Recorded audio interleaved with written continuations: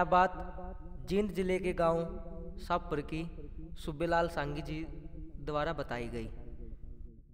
सुब्बेलाल सांगी पंडित माईराम जी की प्रणाली से हुए हैं और वो माईराम जी के शिष्य विष्णुदत्त कंडेला जी के शिष्य हैं।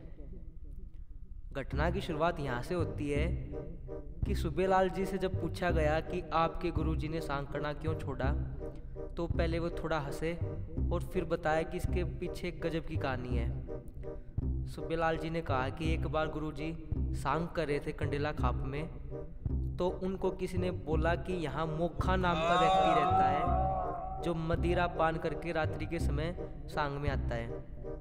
सुब्बेलाल जी ने बताया मोखा मदिरा पान करके सांग में आ गया और सांगियों पर तंज कस के उनको हास्य का पात्र बनाकर उनकी इज्जत उछालने का काम करता। जब विष्णुदत्त जी का सांग उधर आया तो उनके कानों में ये खबर पड़ी, तो विष्णुदत्त जी लोक लाज की दृष्टि से पहले ही उनके पास गए और कहा, अगर आपका उद्देश्य हमारी बेइज्जती करना है तो आप सांग में मत आना। पहले तो मोखे ने मना कर दिया, लेकिन बाद में मदिरा के नशे में चूर होकर वह सांग में पहुंच गया। जैसे ही उसको सांग में आनंद आया तो उसने जोर से आवाज़ लगाई, रे मान गे बेटे तने। विष्णु जी से तिरस्कार बर्दाश्त नहीं हुआ कि सब श्रोताओं की मध्य है कोई नशेड़ी मुझे बेटा कह रहा है जिसे न तो व्यवहारिक ज्ञान है और न ही शास्त्रों का। तो उन्होंने उस दिन से ही सांग विद्या का त्याग कर दिया। अब कुछ समय बाद दादा मांगेराम का भी वहीं पर सांग करने आना हुआ। उसके शुभ चिंतकों ने उनको पहले से ही सचेत किया कि कुछ असामाजिक तत्व आपके सांग में और लोगों का सांग सुनाने में बाधा डालेंगे।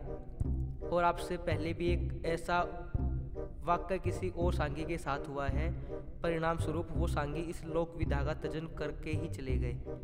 तब दादा मांगेराम जी ने कहा कि कोई नहीं भाई, हमने सिर्फ बतेरे देखे हैं और सिद्धे भी बतेरे करे हैं। जब दादा मांगेराम जी वहाँ सांग करने लगे तो मोखा नशे में धूत होकर वहाँ पहुँच गया और जैसे ही आनंद आया उसने फिर से आवाज़ लगाई, रे मान गे बेटे मांगे।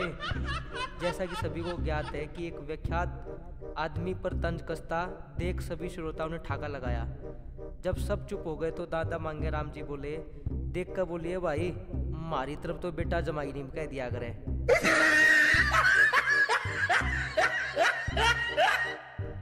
यह बात सुनते ही सारे श्रोता काफी देर तक हंसे और मोखा शर्मिंदा होकर वहां से चल दिया और उस दिन के बाद उसने किसी भी सांगी को परेशान नहीं किया।